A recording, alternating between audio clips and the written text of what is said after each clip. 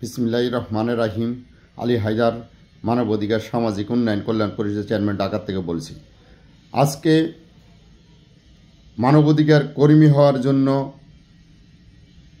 জনগণকে আহ্বান করা হচ্ছে মানবাধিকার তরফ থেকে। আপনার যে কোনো সমস্যার জন্য আপনার আপডেট নিজের পরিচয় মানবাধিকার কর্মী হিসাবে পরিচয় দেওয়ার জন্য, মানবাধিকার কর্মী হওয়ার জন্য মানবাধিকার তরফ থেকে আহ্বান করা হচ্ছে।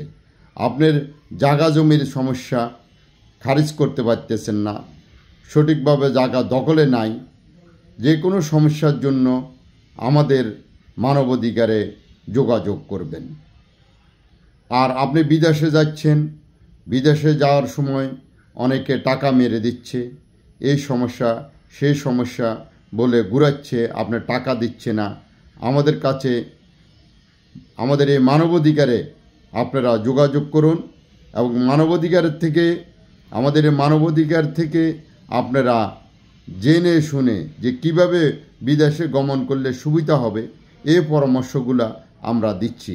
যেহেতু আপনার টাকাটা কেউ মেরে খেতে না পারে, সেই সুবাদে আমাদের সাথে পরামর্শ করে আপনি বিদেশ গমন করতে পারেন, তাহলে সহজে যেতে পারেন, কেউ আপনার টাকা মেরে খেতে পারবে না।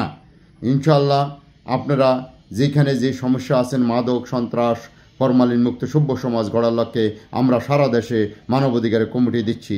আপনি মানবাধিকার একজন কর্মী হয়ে নিজেকে আপডেট করুন।